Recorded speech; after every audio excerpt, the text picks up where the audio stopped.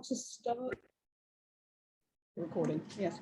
I want to start by introducing myself briefly and welcoming you all to this session on reflections from COP26, which for some of us already feels like it was a million years ago.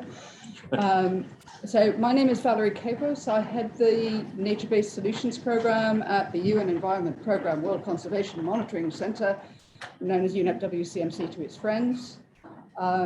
And I was at COP, but I'm not going to talk about COP, or rather I'm going to get other people to talk about COP. So I'm here to moderate our rather excellent panel, and I've just realized I do need to open my laptop very briefly to get my cheat sheet to introduce our panelists.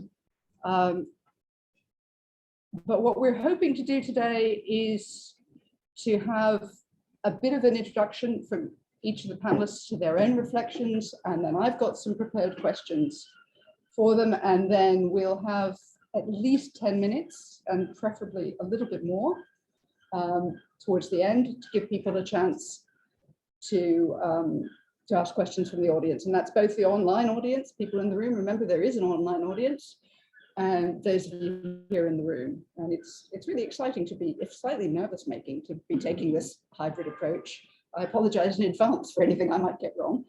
But first of all, I want to introduce our panelists, and I'm going to start in reverse order from the order that I'm going to ask them to speak. And I'm going to start by introducing Teresa Matteau, who is a behavioral scientist, and she's director of the Behavior and Health Research Unit at the Clinical School. And she started going, but I don't talk about conservation, but she does talk about behavior change, which is conservation, or is a critical part of conservation. She co-chairs the Lancet Chatham House Commission on Improving Health Post-COVID, so we really wanted to keep doing that, and has been working extensively on changing behavior at scale to improve health with co-benefits for the environment. So we're really pleased to have her with us. Next, coming from that end, is John Watts. Excellent, who is Executive Director of Trillion Trees, which is a first of its kind joint venture for forests made up of BirdLife International, the Wildlife Conservation Society, and WWF UK. The point being that BirdLife and WCS both have a presence in the building. He comes to conservation after a long time working in development, and has spent a lot of time in West Africa, in the Sahel, where he worked on women's health and rights. So actually, we've got the health lobby, and then we've got, the conservation lobby. So finally, we have Melanie Heath, who's the Global Director of Science, Policy and Information with BirdLife International. I've known Mel for ages, but I had to ask her title. So she has an oversight of scientific research, information management, and policy development across the whole of the BirdLife Partnership, which is a big one. And she heads the BirdLife delegation at multilateral environmental agreement meetings like the UNFCCC COP, and is also responsible for multiple collaborative partnerships like CCI. So she's absolutely in the right place at the right time. So those are our three panelists. And as I say, we're going to start by asking them to give us 3 minutes each on their thoughts and reflections from the COP. And then we'll move on to some pre-prepared questions, and beyond that, to questions from both the online and the in-person audiences. Mel, could I ask you to start off with your take-home messages from the COP? Yeah, thank you very much, and really lovely to see everybody, both in person and online. It's the first time for a while being in a webinar in person in the DAB, so really great to have a room full of people and lots of folk online as well. So yeah, reflecting on the COP, I suppose centre stage for me in terms of the highlight was the fact that we did see much greater recognition of the role of nature and the role that plays in climate change and synergies across the climate change and nature space. I've followed the COPs for quite a number of years, been involved heading the delegations for BirdLife, and really it has been incredibly difficult to get biodiversity mentioned and even nature mentioned on the agenda. It's kind of been there in the context of RED, it's been there in the context of various elements of safeguards. But this for me was really the first time that it was so centre stage, and there was some important text that came out of Madrid, the previous COP, but this time we really did see nature's critical role being acknowledged in the decision text that emerged from the COP process itself. That included mentions around the integrity of ecosystems and the need for environmental and social safeguards. So some quite strong language in there. I'm sure many would have wanted even stronger language, but I think that a lot of the basic elements were there in terms of some really solid language. And I think really recognising that there isn't a viable route to 1.5 degrees without taking nature into account. So I think that was a real progress that was made. I think we also saw a big groundswell of momentum in terms of the pledges that were being put on the table. The UK presidency ran a nature campaign alongside the formal negotiating process. There was a nature and land use day. There were a whole suite of financial pledges, which I'm sure we'll kind of touch on through the discussion this afternoon. And joint statements, including nature positive investments that were being made. Of course, that needs to move to the next stage, but there were some pretty large investments being pledged by a big suite of countries and business community. That said, if you kind of add all the ambitions up, they still just about scrape the line potentially in standing a chance to hit 1.5. So it kind of, in terms of that ambition and success that we were all hoping for, I think we sort of summarize it as just about alive, but a long way to go still, and a very tall order to really avoid catastrophic wide-scale impact of climate change for people and planet. And I think in terms of the conservation community, there's a big role for us to play in terms of the nature agenda, but also that broader ambition agenda in terms of holding governments and financial institutions to account, providing supporting evidence and independent expertise, and feeding that into the process and the pledges that were made. And really thinking about our own actions. So we're within CCI at the point of, we've got a new CCI strategy. There's a priority area of work stream focused around climate, and there are others around mainstreaming. Really thinking about the projects that we're undertaking through a climate and nature lens, I think is a really sort of helpful progression, taking into account sort of innovative and multiple type outcomes, and of course working with and using the rights-based approach in doing that. And then lastly, I just draw attention to, I suppose, one other area, and I suppose that's the reaching 1.5 is essential, but there is a risk of doing that and damaging and having a negative impact on biodiversity and nature, and kind of how we avoid that, how we avoid the mitigation adaptation actions being undertaken at the transition to a truly just and nature sensitive renewable energy world, needing to take into account nature in each step of that process. So that's something that there isn't a particularly, it kind of cuts across the whole of the UNFCCC, but there's not particularly strong hook on that right now. So that's also a take-home message, I think, for me, more to be done in that space. Yeah, that last is a really interesting point, which comes up in the context, for example, of RED and safeguards, but hasn't, I think, cross-cut yet everything that's being discussed. Exactly. Right, John, your first thoughts. Thank you. Thanks, Valerie. Thanks to the panel for including me in this. For those of you who've been in this far longer than I have, you might be surprised to hear that this was only the second COP that I attended, although I'm old enough to have attended all of them. I've only been to two. And the first one I attended was the Katowice in COP24. And I was actually representing the human rights and specifically women's rights angle. And we were examining, where does rights live in this conservation and climate action plan that we're trying to put together? And I was struck in that COP at how peripheral we felt.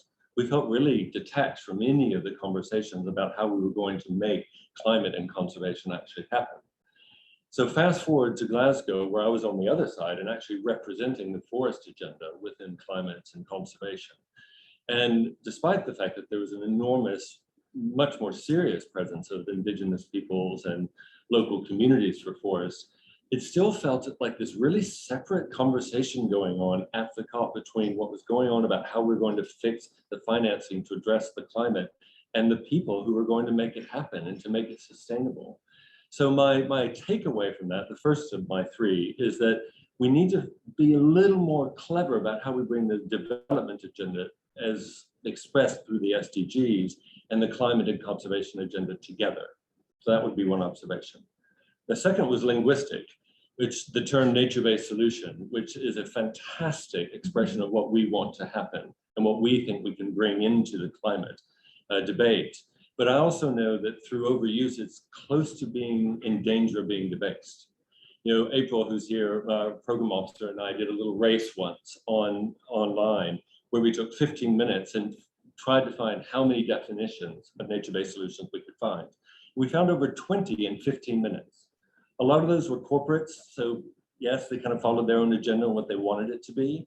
So I came away sort of saying, we fought so hard for this idea of nature being part of the climate solution that we as this community should fight really hard for the IUCN definition and to make it the only one that we use as a measure. So my third takeaway, which maybe you won't be surprised, given that I'm the executive director of Tree and Trees, was hooray forests, right? The Glasgow Declaration on forest and land use was a huge step forward for us. It was a huge acknowledgement of the centrality, at least of the terrestrial bit of conservation in the climate debate and in the conservation emergency that we're in, right? But I also know that we've been here before. You know, the New York Declaration, even the Bonn Challenge, we were equally excited, but there's really some questions about how successful they were. So my third takeaway is, if in the next 10 years, we're going to make the Glasgow Leaders Declaration a reality, which will deliver so much of what we were just talking about, is that there has to be measurement, validation, and accountability on a scale we've never entered into before. I'm not sure how we get there, but unless we hold ourselves accountable for delivering what we said we do, and we can hold the governments accountable for delivering those pledges, then we'll be back where we started in 2020 when we get to 2030. Sweet. Thanks very much, John. I keep wanting to talk back, but I won't. I'm not supposed to. Right. Teresa, your turn. So I'll resist engaging in conversation with John about some of your points for the moment and just make a few opening comments. So I didn't go to this COP. I've never been to a COP. And so my reflections are based on experiencing COP through friends and colleagues who were there, as well as Val said in her introduction. My main area where I've been working is on generating evidence to inform policy, both nationally and internationally, to try to change behaviour at scale to improve health. And evidence is pretty good, but action by governments is risible.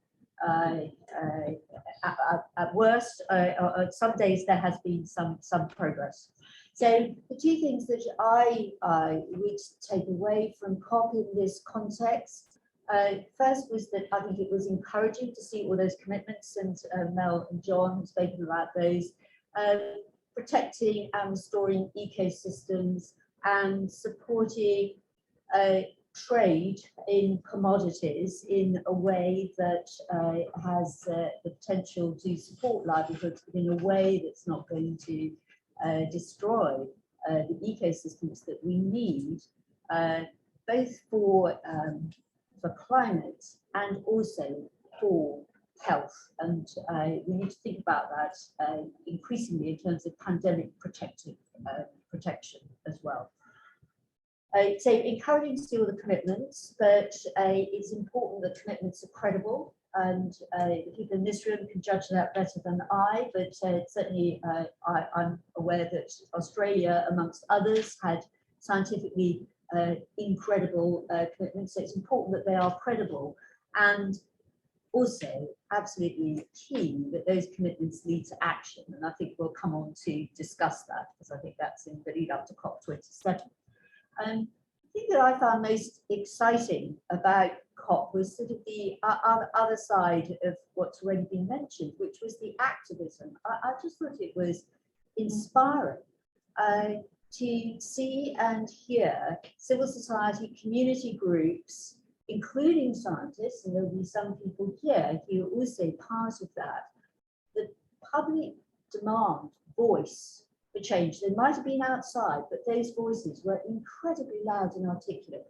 And I would say my evidence for the effectiveness of that activism comes in a slightly backhanded way. Some of you may have seen the Royal Society report published last month on the online information environment. And it highlights one of the key social harms at the moment is misinformation, encouraging people not to be climate activists. Okay, so there's a lot of information out there encouraging people to think that it's too late, or encouraging people to take action in ways that won't be effective. So I know this from all the work that I've done in relation to tobacco, food, that where you've got an industry that is pushing against what you're trying to do, that's telling you you're being effective. So I think that the kind of activism that we saw is incredibly important. We know that public demand and will is a major predictor of politicians engaging in change. So I think it's essential if we're to stand any hope of halving emissions by 2035, that voice continues. It's not enough, but I dread to think what state we'd be in if we hadn't had that voice. So that was what cheered me. Oh, nice to have a super positive take on that. I mean, I sensed that myself, and I wondered, and this is an interesting question, how much we were more aware of that because the COP was in the UK. Because we had all media coverage that we didn't have, for example, from the activism at the COP in Madrid, or wherever. But I also thought it was at a much higher level than it has been. But I'm wondering how much of that's real and how much of it's awareness. That's not my first question. Well, my only a piece of evidence that I take is about the rise in misinformation, encouraging inactivism. That's terrifying, but really interesting. Yeah. Super. So I got activism and movement. I got pledges. I got accountability, which I think is really interesting, and actually Mel's point on the risks of actually doing really well on the climate side that we need to pay attention to. So those are some take homes out of that first reflection.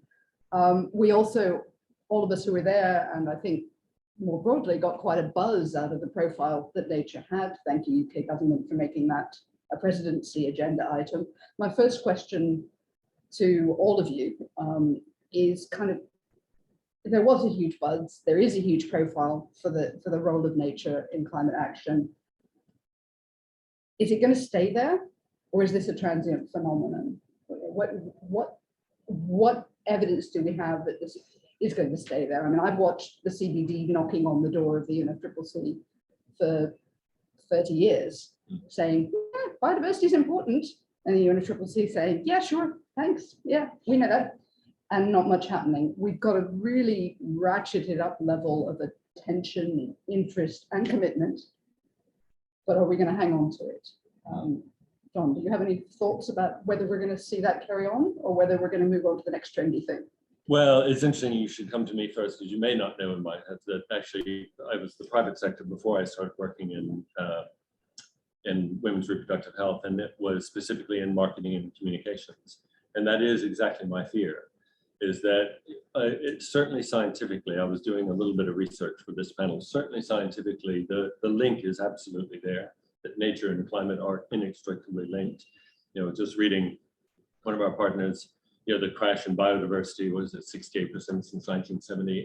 It's there, and all the lines of evidence that show that it is inextricably going to make us less resilient, less able to deliver against our climate agenda. What I also know is that I can barely remember what was in the news last week, much less the year before. And it is amazing how the climate crisis can disappear because of people having wine in Downing Street. So I'm really, really, really concerned that the nature climate link has been won academically, I am less clear how we take that out to the public in a way that they can get their hands around it. I'm interested to hear what you all think, or the people in the room. Mel, have you got any thoughts on this one? Yeah, I mean, it's interesting you saying, taking it out to the public, and I think that's, I really hope the answer to the question is yes. I hope it does, obviously it does say we are, quite a long way along that journey now. We are seeing language, not just in the UNFCCC, but coming through in sort of G20, G7. There's kind of, there is more language around this that is linking the two things. One of the areas that we were really pushing was kind of the equivalent of the carbon neutrality and talking much more about nature positive, so that we're talking about a nature positive, carbon neutral, equitable planet that will put for people and nature, kind of something that we're really sort of pushing in order to ensure that that link is made across all of the agenda, be it Paris full book, be it the CBD process, be it the SDGs. I think attention will turn in the next few months to the CBD process. We'll be negotiating the new global biodiversity framework that sits under that process. But very few, in terms of the general public, I think very few people really know that a major biodiversity nature convention is being negotiated this year. So I think one of our challenges is that how do we bring that prominence, that visibility, that excitement, that public mobilisation to the nature piece under the biodiversity convention that we've begun to sort of see with the UNFCCC. So I think it's a really important year, hopefully, if these meetings continue to happen and the likelihood is that they will, that we kind of really see those agendas dovetailing more in the public eye, as well as within the government decision making.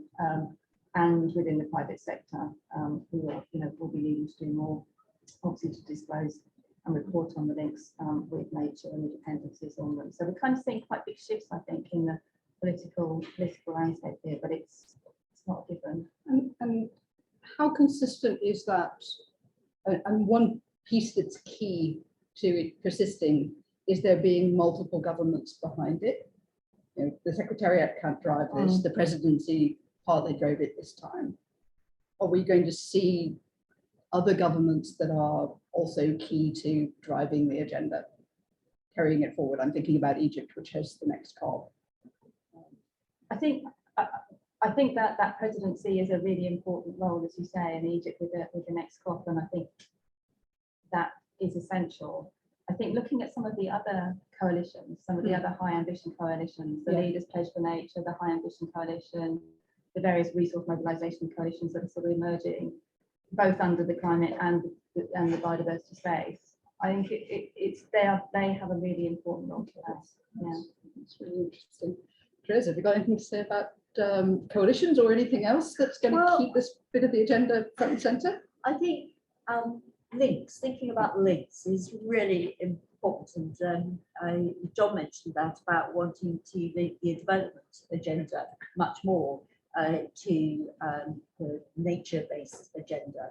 And I mentioned my introductory comments about how there is a link between climate, nature, and health, infectious disease and non-infectious diseases.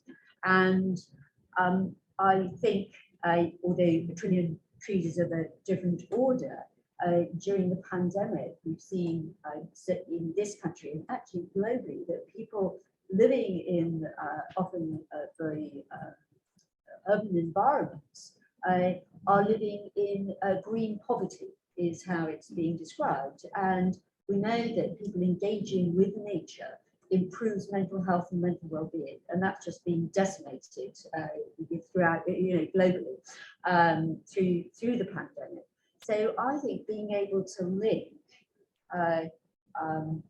nature-based solutions, if that's the term one wants to use, to improvements in health, because governments are immediately concerned about that. I think that's going to be really a significant way. And I also think that local communities are really keen on that too, greening, rewilding, even in the cities. So I think the more we can make these links, the more chance there is that there's going to be different constituencies working together. John, May do you I- want to come back? Yes, Yeah, please. just that's the to whole follow, point. because I was interested in your introduction, that you specifically called out behavior change in governments, which is really interesting, right? So often we think, how do we get people to stop eating meat or whatever, but it's the government change that I think is interesting, that if we're going to make this stick, and for me, it's quite a consumer lens, but I used to talk about when I was in West Africa, talking about if you failed the BlackBerry test of the minister. So if you went in and said, there's absolutely a right of every woman, and he started going through his BlackBerry, you knew you'd lost the meeting already. But when you found a way to, and so I'm really interested in this idea of links. What are the links that we can tie this to that will say that when you address nature, you will X, because then you won't fail the BlackBerry test. Yeah. Yeah. So do you have, So just thinking about other commitments that governments have got, I think is one of the key things and how to, yeah. So it's going to be local yeah, in terms of I think that's key. the different Yeah, governments. But I think we'll come back to this and thinking about inequality as sort of a huge issue in terms of thinking about just transitions. That's that. Okay, I'm going to move on to another question that I've got, and I'm going to start with John with this one.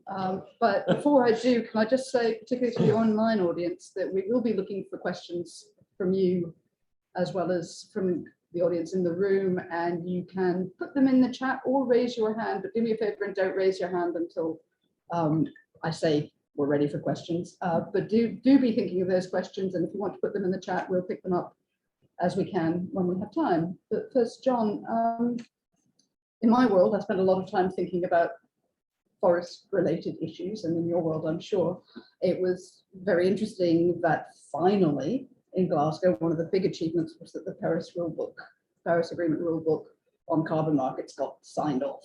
We have rules now. We spent 5 years, 6 years trying to get rules. Now we have them. How much difference does it make?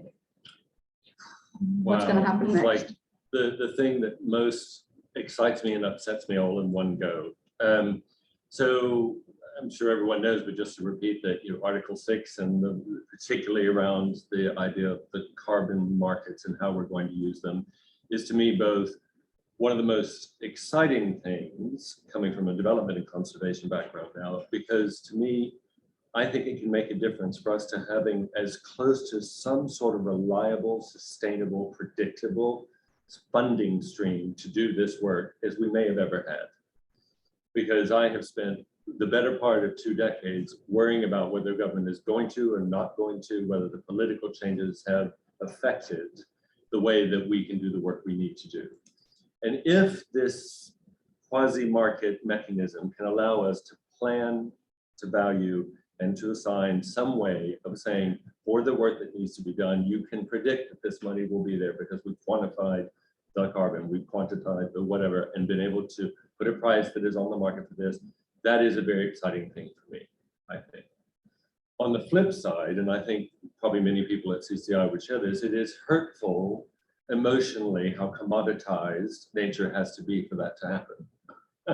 And what I do know is that that has to be squared in some way. In my world, I keep thinking, this is great that we'll have the financing, but Mike and I were talking just before this, we're almost putting the value on the things that we're about to destroy instead of valuing the things that are already so good.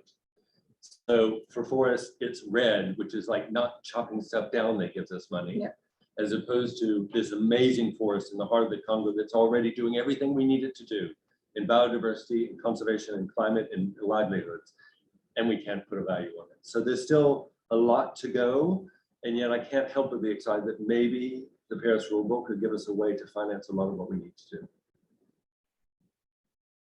That was a mixed reaction, but really useful. Mel, do you have anything you wanted to add to that? Well, maybe looking one step further. I mean, I think the whole global stock take process, which will be linked back to the rule book, and parties are expected to be doing that in 2023. That will be a really important moment that both sort of addresses this current question, Val, but also the previous one in terms of the longevity of, really will ecosystems, will nature be part of the process going forward. So I think that does provide a really important opportunity to really be looking at the ambition, of those mechanisms that are set within the rule books. The loopholes that exist, the accountability, as you say, the transparency. How is that actually panning out? And if further changes are needed, if further solutions need to be found, what those might be, and encouraging and putting pressure on parties to be really considering that as part of this global stocktake. I think it's going to be kind of instrumental in terms of both ratcheting up the overall ambition, but also really understanding whether the benefits that nature, ecosystems are providing, forests, wetlands are providing in terms of the carbon values are being accounted for in the correct way. Teresa, did you have anything you wanted to add on markets? No, I just want to respond to John's emotion of being thrilled and terrified at the same time, and just wondering, it's hugely complex, but whether there are any stopping rules that are built into this. And so I'm just thinking about radical drug trials where actually we do somebody's looking at the data and saying, actually, this is seriously not working, as opposed to watching this going into the sand. So I've no idea whether there's a political will whether it's technically possible, but it sounds quite on the edge in terms of how you're describing it. That's a really interesting point that I don't think any of us, looking at our faces, I don't think any of us knows the answer about whether there's an emergency exit. More specialized. Super good point. Right. So I think I want to start partly because it is about behavior change. My next question with Teresa, and to ask the question about which of the COP26 outcomes are most likely to make governments act, and to act also to affect the way their citizens behave, and to what degree is individual change behavior helpful? You've already flagged it in terms of being verbal or vocal. Yes, and so I think it will have increased awareness about climate change. It will have possibly increased, it will have increased awareness about some of the mitigations, some of the actions that people can take. But there's a large literature that tells us awareness of the need to change our behaviour is very rarely sufficient to lead to the change of behaviour at the scale that is needed. And partly it's because the systems within which our everyday behaviour, what we eat, how we travel, are constrained. And we tend to go with what's available, what's easier, and what's more affordable. And I think we could see that this was very much rehearsed during COP26 in terms of the different ways of getting to Glasgow and what was a cheaper way to travel. And travelling by train was one of the more expensive ways of getting there as opposed to flying.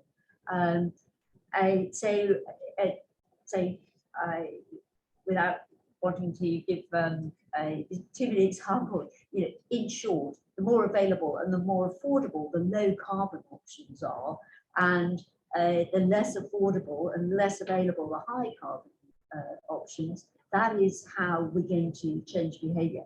But in order to achieve that, that's radical. It's absolutely radical, and governments and many in the population still prefer that we're just given information and it's up to us to change our behaviour.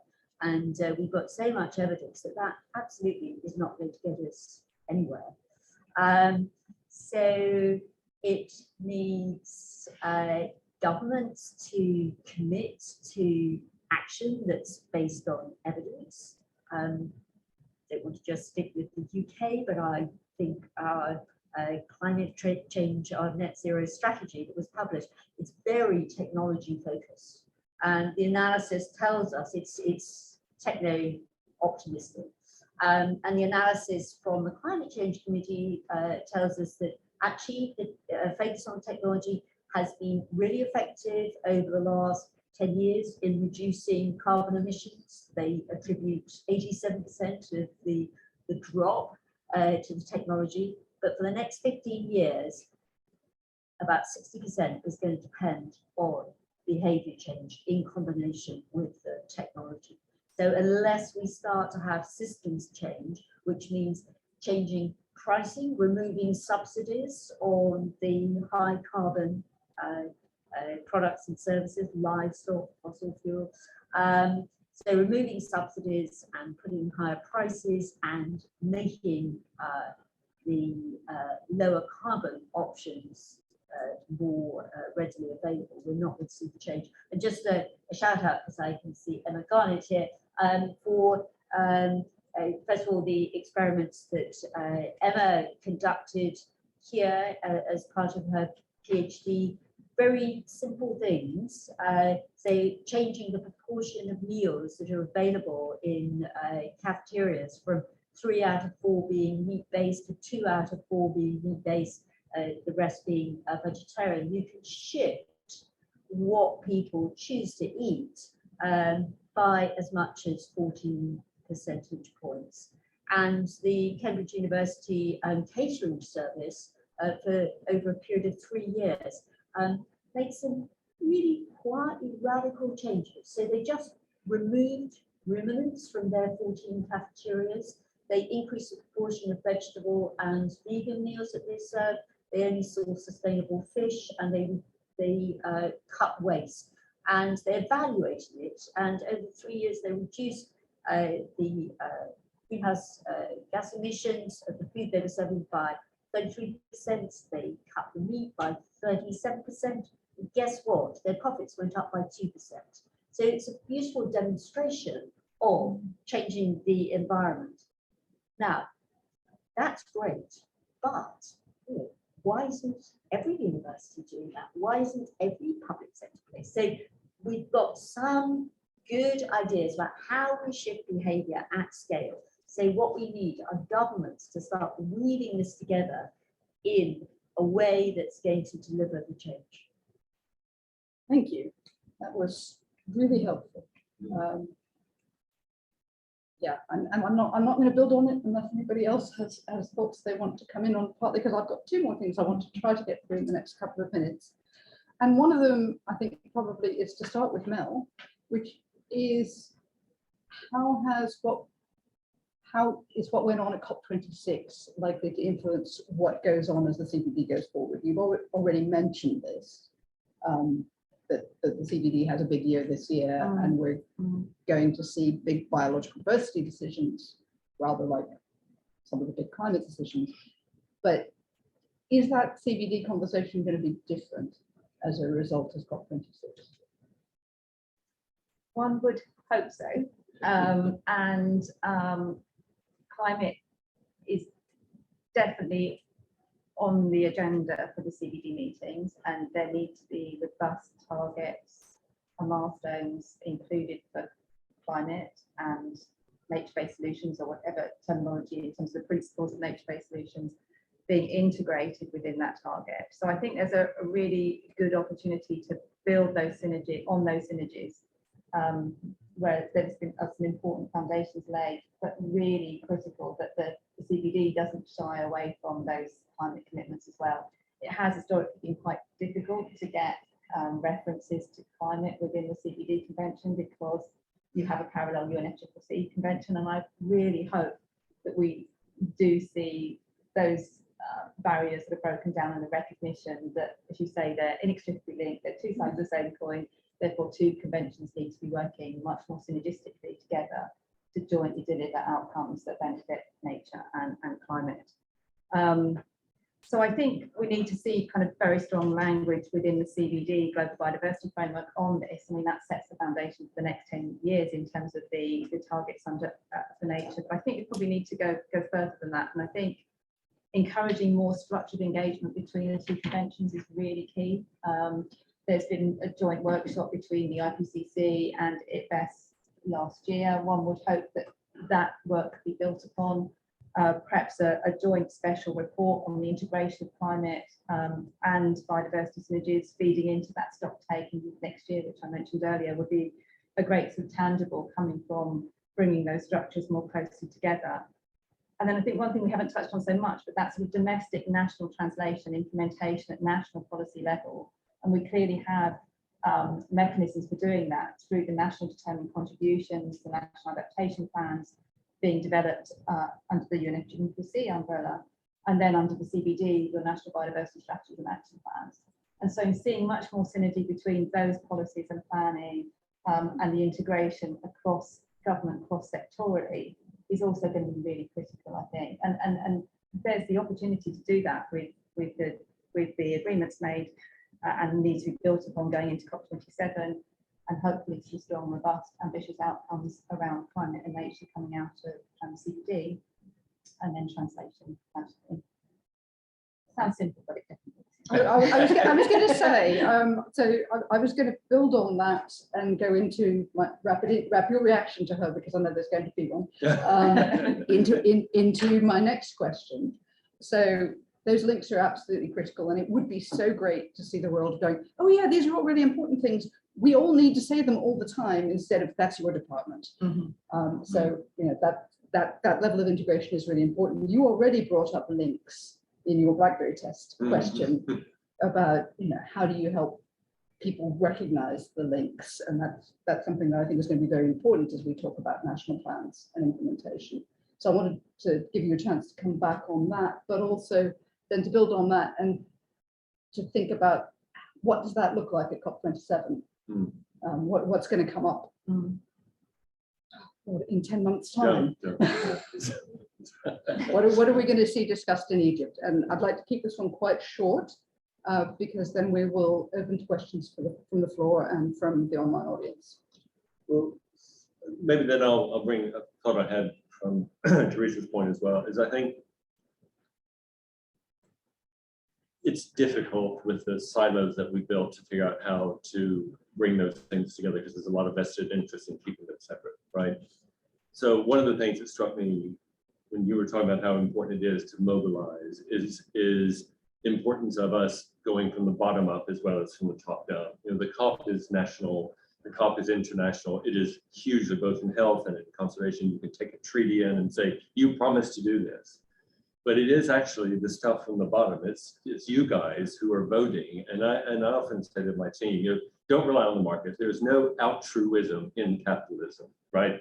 That 2% profit is what probably made the Cambridge University say, that's fine, we'll do that, right? But the idea that conservation and health and development also has to be that if you care enough, part of your conservation mission has to be political enough to elect the people who will, from the bottom, keep putting the pressure. And that's what's happened in the UK. You know, it's the younger generation of politicians who really do care about the environment and the climate in a way that someone probably my age doesn't. You know, at my age and my political sort of experience, I'm from the climate denying generation, right? It's the younger one. So I would say, answering those two together, to get ready for COP27, mobilize that protest that you saw in Glasgow, make sure it's happening everywhere that we can, and get out there, all of us, and make part of our jobs of conservation also being putting the people in control who can make those decisions and those commitments. Was that too long? Sorry. No, that was perfect. And I was going to say, does either of the other two have anything you want to add to that? Could I just add to that two things that probably will take a little longer than 10 months? Expanding suffrage, so lowering voting age, that's been discussed quite seriously now, because for younger people, it's a huge stake in the future. And the other thing is increasing the representation of women in Parliament. So I don't know if probably this one's a lot of nodding, you've seen the evidence, which is where there's a higher proportion of women parliamentarians, then there are more stringent, there's more stringent action at a policy level for climate mitigation, and emissions are lower. And other work also showing that where you've got a higher proportion of female parliamentarians, corruption is lower, there's a higher spend on maternity services and public health. So if you can only do one thing, That's what I would say springtime. Smash the patriarchy. Well, that's what you I know. said, John. That wasn't those weren't my words. That's right, we've got our ratios, right? No, exactly. It's amazing. It's amazing. Very We have honest. achieved not having a mammal. Yeah. Very pleased about that. Mel, do you have any final things you want to say? Well, I suppose the one thing we haven't touched on quite so much is the adaptation side of things. So, you know, circling back to the original question in terms of highlights and areas of disappointment, I think there definitely was a sort of collective disappointment, to say it mildly, you know, in terms of the level of ambition and the associated finance around the adaptation agenda, the vulnerabilities with increasing resilience and the compensation for the loss and damage that's already happening. So I imagine that will be very firmly on the agenda for the Egypt COP. So of course that has been on many of the COP agendas, but I think we will see that being very much centre stage as we move into COP27. Super, thank you all three, and don't go away because now's our chance to, I'm going to start in the room because it's going to take me a minute to focus on the online questions. Have we got questions in the room? First hand up, go for it. Tell us who you are, just because we can't see behind the mask. How much and in what way will the funding commitments made at COP26 affect the strategy and actions in CCI? Like how much should they and how much will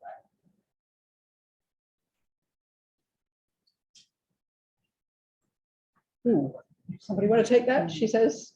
Ooh. It's almost like the answer sitting on the other side of the table there. He's got a slot in a few minutes. We're not going to go there now. Maybe the speaker could answer it. Oh. Well, maybe I'll just say for forests, just as a starter while we gather thoughts, is that the thing I truly got excited about with the Glasgow leaders is that all the things that were missing in so many other things were milestones and data against which we could be accountable, right? It is 90.6% of the world's forests are covered by the pledge. It's 141 countries, 36 billion hectares of forests, and $19.2 billion. So those things ought to be able to map that in forests to the work of people in CCI and sort of say, in theory, that's our piece of the pie. So I would say that it's a funnel effect of going down and sort of saying, okay, if that's a real pledge in real places where we all work and we know how much money was pledged, we should be able to say we should be entitled to at least a shot at working on it. So that's my answer for forests, I guess. That'd be helpful. And I think that extends to other, you know, other systems. I mean, there was a lot of focus on forests at COP26, and rightly so. But I mean, I actually spoke at quite a few events that were talking around the wetland agenda, for example, and the financing, the peatland agenda. So I think there is definitely a key role that links back to one of the earlier points I made around, you know, looking at the projects, looking at the programs that we are actually running as CCI partner organisations, or CCI as a collective. You know, what are they delivering for nature and climate? How can we build them to be even stronger and link to those financing mechanisms and pledges that are emerging, as well as hopefully being able to influence the way in which those finances are spent and directed beyond the benefit directly to CCI, but that kind of safeguards both social and environmental that need to be built into those flows as they're built up. Do we have another question in the room, or shall I? Why don't I go to the first online question? Which, oh, okay. Well, let me. You wait. Hang on. Excellent. Yeah, this hybrid moderation thing. I don't know. Jane Corbett, is it okay if I read your question out? You haven't put your hand up. Which was it? Oops, I've just lost it. There we go. Question, and I think this is really useful, and it's the sort of thing we've been talking about already. But it is interesting about that mechanism of hand-on between presidencies. How can we make sure that the UK hands over the presidency of the COP in good shape? Or what does good shape look like even? I mean, that's a really interesting question. The UK is still president of the COP process until Sharm el-Sheikh, until the meeting in Egypt in whenever it is, November. So what is it that we've talked about what a government does in terms of making its own national progress, but what's the leadership role that then means that the presidency gets handed on in good shape? I don't have an answer to this question. I'm looking to you guys. Well, I think the point that you said there, Val, that can be quite often forgotten is that the presidency of the UK does stretch into the COP itself. So that I think is really important. So keeping the pressure up, keeping the dialogue, constructive engagement around the delivery of what was agreed at COP26 throughout this year is really fundamental. I mean, it's, as you said, it's 10 months away, but that's a really important 10 months. So really continuing to work constructively so that the government continues to be committed to delivering on and supporting the governments who have made those pledges to see those through into action, I think is absolutely key. And of course, they will already be working closely with the Egyptian presidency, but I think It's follow through, isn't it? It's follow through. Yeah.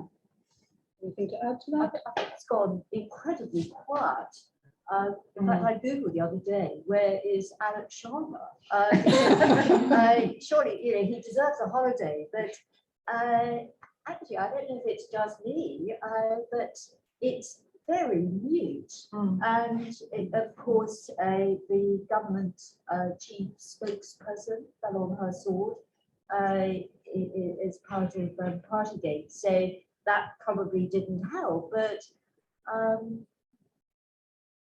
I'm hoping that there will be a louder voice coming out and reminding us all that Alex Sharma is still the president. We still have the presidency. Maybe that's going to happen, but at the moment it's been horribly quiet. Anything to add on that, John? Maybe just that be the timekeeper, maybe, and remind them when we get to COP27 that's 1 year more gone, and that, you know, in 2010 we probably felt like we had 40 years, but I think now we really do only have 10 years left. And I think if there's one thing Alex Sharma could take in, this would say, you know, when we get to the end of that COP, we now have about 8 years until we get to 2030, and how are we doing? No, that's really useful, actually. If I'm allowed to throw something in there, I think there is something about the presidency role vocally and really visibly, but there is also something that we all know is really important that happens behind the scenes. Sure. About keeping that stuff going. And I keep telling myself maybe that's happening while we get around to being prepared to be very public again. Right, can I come back to the question behind O'Neill? And then, University.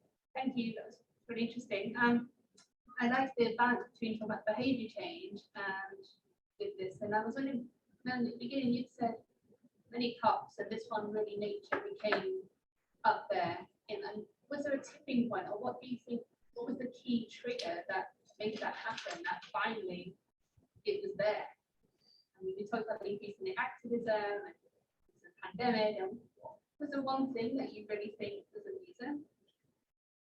I think it was probably a mixture of it. I mean, I think it was compounded by several of the things that you've listed there. That the fact, perhaps there is a closer link with people and nature in the pandemic. I think we are seeing that, and the data is supporting that.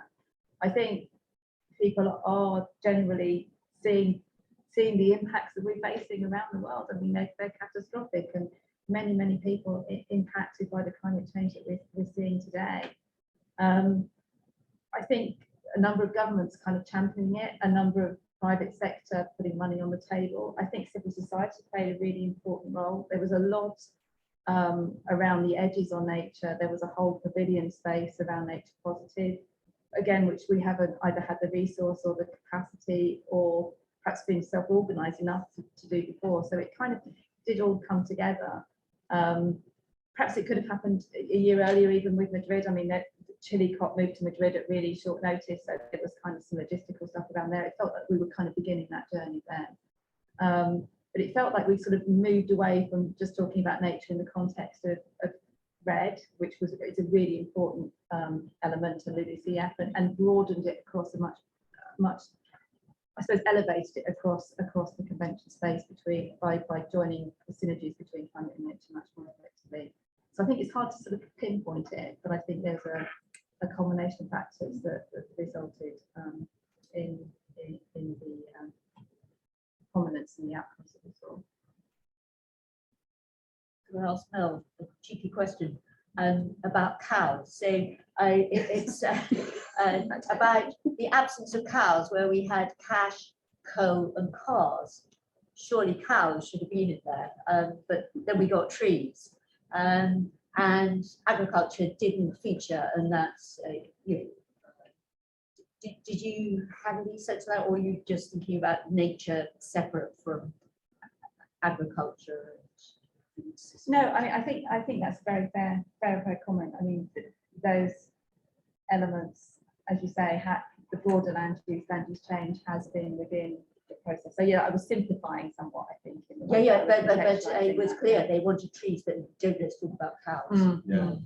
And Yes. just that, I think that is such an important point, which we haven't really touched on here, Yeah. that this was, you know, again, my lens, the Glasgow Leaders Declaration on Forest and Land Use is what it was actually called. And I think for me, one of the papers that has just blown my mind this year was the Nature paper. I think Susan Cook-Patton led that, but it was protect, manage, and restore. And the manage is the recognition that we are humans living on this limited planet. And the management piece is an enormous, enormous piece that we really haven't touched much on today. So maybe we could do another That's very thing. true. Yeah, but the management is a huge piece of this solution. And how we do that will be whether we succeed or fail. So I think it's a really great point. No, that's really useful and a really important point to come out of this. I've got two more questions in my peripheral vision, but I also want to leave time for Mike. Mike, are we doing okay for you? Yep. Okay, fine. Because we are now, my stellar timekeeping is no longer stellar. Let me just go to the online question and then I'll come back to the one in the room. Because I think this is an interesting one, and it's not so much a COP question, but it's a question about the CBD. And it's about how far the concept of global commons is integrated into the framing of CBD objectives, well, into the CBD framework, it says. That's quite a big question. Here's a big question. Well, we could go on a scale from not at all to loads and see where you fall in the middle. It'd be good to have a better definition of it in terms of the context. So, Okay. Okay, well, perhaps, so the questioner was Jane Corbett. yeah. And I'm going to ask her if she wants to pop something in the chat to elaborate on the question. And meanwhile, we're going to take O'Neill's question. Hi, my name is O'Neill, and I'm a PhD student from Myanmar. Before I did my PhD, I used to work for the Nature and Wildlife Conservation Division in Myanmar under the Ministry of Environment. So I know a little bit about nationally determined contribution and other commitments like NPSAP and all these other biodiversity conservation plans. But what I found out is that even though we have a lot of international collaborations and projects, but the forests are still decreasing. Indigenous people are losing their rights, and all sort of things are happening. So RED Plus program, we launched back 5 or 6 years ago, but still it's a long way to go for a national level scale. So that's mainly because of the political wills of the political leaders. So my question is, what will be the best way to convince or persuade the political leaders, especially who are kind of step on, who would like to prioritize national economic development rather than conservation and climate change process, especially in developing countries? So they are not climate change denial. They do know that conservation is important, and they do understand that the importance of climate change and biodiversity conservation, but they always go for the option to create the best national revenue income option. So Okay, I'm going to repeat that for people online because I'm sure they couldn't hear it. So the question, and I'm going to shorten it slightly, but the question for the panel was about the best ways to convince governments, particularly in developing countries, to prioritize action on climate over or alongside or over the economically most profitable options. Is that a fair summary, Anil? Yeah, the best behavioral change strategy for Okay, the best behavior change. political leaders. Yeah, so how do we change the behavior of leaders How- who are how focused on the economic goal? Was that the question? You know, kind of win-win situation. On Okay, the other hand, we can promote the economic Of course. development, but on the other hand, we will improve the sustainability and conservation of biodiversity. okay, who wants to take a shot at that one? I just say two very quick things. I don't think it's about persuasion so much as protecting policymaking from corporate vested interests, which can be very powerful in being able to persuade politicians to behave in ways that actually damage the environment, but look like they're delivering short-term profits. So that's a very quick thing to say. And as I was saying right at the end, increasing the representation of the population in Parliament.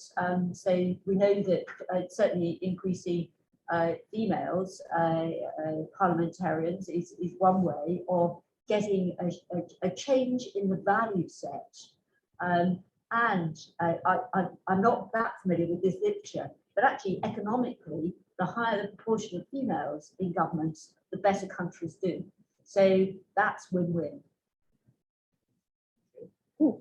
That seems like a really good note to wrap up on. Jane has come back on the Global Commons question, and I think she's offered me the chance to link it to one of the forthcoming seminars, which is Johan Rockström coming to talk to us about planetary boundaries and other things. And the overall question was, to what degree is that informing, I think, the CBD framework and related efforts? Subliminally, at least, it must be. I think it definitely is, and I mean, it links a little bit to the point I made earlier around the kind of whole nature positive, carbon neutrality, equitability, kind of bringing those elements together. And there's a really, that links to the whole global commons piece. I mean, if you look at how you begin to measure what that actually means, you're talking about really understanding some of those natural processes. You're bringing in being able to undertake those actions in an equitable and just way. The convention itself has three main elements to the convention, Yes, which true. builds in the sustainable use, the benefits to society or biodiversity. So I think it's inextricably linked, I would say. How that then manifests itself in the language of the milestones and the targets and the goals, that's all yet to play out. Yet to play out. It's absolutely critical component. Super. I think probably at this point we should hand over to the moment you've all been waiting for, which is for Mike to tell us what this all means for CCI. We're going to be disappointed. And it's not because of the quality of the discussions. We've been really... Yeah, okay. Let me cede my chair. Thank you. Thanks, Scott. Well, that was rich fodder. So thank you very much for your discussions and commentary on a meeting I had very mixed feelings about. And one of the things that really sort of irritated me was the fact that it totally eclipsed for most people the biodiversity meeting that's coming up, or we're now preparing for. And it was amazing talking to many people, including very sophisticated donors, that they were unaware that the CBD discussions were just over the horizon. And I did feel that a lot of our very serious biodiversity, unique biodiversity challenges were subsumed under an umbrella of carbon. And we've got our own independent challenges that are not covered by carbon. But on the other hand, it was so good to see that nature was recognised as part of the carbon answer. So that very much relates to where we are in CCI. All of you, I hope all of you, if not most of you, have been involved with the development of the CCI strategy. And we have 4 priority areas. And number 1 is looking at the biodiversity crisis and working out answers that deal with both nature loss, nature regeneration, and carbon. And then we've got restoration as the second pillar. We've got policies, the third, and we've got capacity building as the fourth. And many of you will be now designing the projects to implement those. So I've got that sort of lens on as I was listening to everyone today. And so I'll very quickly make a few comments. It's quite clearly our time. It's now absolutely the time for CCI to get our collective, let's say, arse in gear, grooving gear. We, as a collective of 10 very different organizations, CCI offers a huge amount of wisdom, experience, technical and otherwise, both in the hard science and the humanities and the social side. And so I think the role of CCI as a champion, as an amplifier, and as an innovator in this arena is very clear. And I hope our strategic plan takes us there. I think looking at the expertise and all of the partners, it's there. A lot of discussion on measurement, implementation, reporting, keeping people to account. That's clearly something we need to lead in as an example. But I think there's another bit of it which we've identified in priority area number 4, which is profoundly missing, and that's the capacity building. And we've seen this with the Bonn Declaration, where extraordinary and genuinely ambitious plans for reforestation, but they've, I think, largely failed because of 2 things that we face in the carbon arena as well. The fragmentation of decision-making amongst different ministries and different government entities. So you're never quite sure who's got what resources and who signs on what. And the ever-increasing crisis of we're not having enough people on the ground to deliver this. And if you look at the WEF documents on number of new jobs associated with conservation and restoration, we collectively need to be turning out tens of thousands of students globally who can fill those jobs and who are cross-disciplinary, innovative, and have to be fundamentally bold because they've got the biggest job, biggest challenge for the planet that they're going to face. So I think those are things that we can make a contribution to. And I was really pleased about the whole social equity thing in Mel. BirdLife have been driving the agenda that nature is a human right. And it's not just a human right, it's a survival mechanism for many of the people in the forests that where John and the rest of us are working. It's their backyard. And I think this is something that we've got a strong amount of expertise within CCI on the social humanities side. So I was very pleased about that. The BlackBerry test is now thoroughly burned on my frontal brain lobe. We've all been there. We've all had that discussion where, and I think there's a couple of sides to this. I'm worried that endangered species are going to lose out in this argument, and we need to keep an eye on endangered species so they don't fall through our hands while we're thinking about the big challenges of climate. We can do both, but we've just got to make sure we do both. And the one thing I'm finding talking to agencies, donors, philanthropists, governments, bankers, is biodiversity, is nature as a risk they need to build in and adapt into their long-term business plan. So if you want to get a minister focused on why nature is needed as part of climate action, it's extreme events. And it's the ability, and if you want your city to function, it's the landscape around it. 2 years ago, I was in Bangkok for a meeting, and the mayor of Bangkok said the future of Bangkok is not going to be made in Bangkok.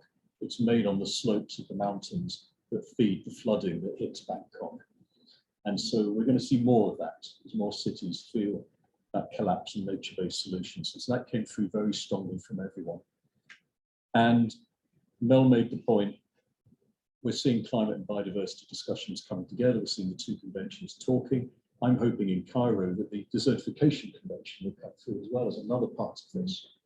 And But in Cairo, we'll see a southern agenda taking a stronger role with more African and Middle Eastern countries. And then I think Abu Dhabi after that. Yeah, UAE. So we've then, I think, got a different geography coming in and a different culture. And I think Teresa has reminded me that we need at CCI to take a little bit more account into health. It's something that many of our partners, particularly traffic at the moment, are taking into account. But the link between climate change, biodiversity collapse, and human health and well-being is absolutely clear. I came across a paper yesterday from an American group that described COVID as the $16 trillion virus. That makes whatever inputs we need to do to secure nature and to seal carbon very good value, because COVID, I'm guessing, is not the last and may not be the worst.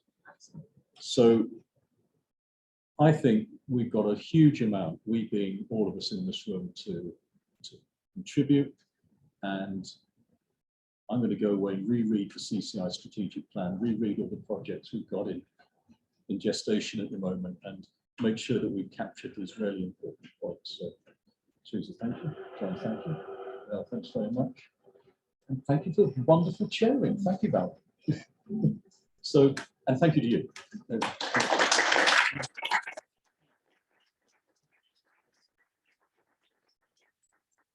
I've got lots to do now.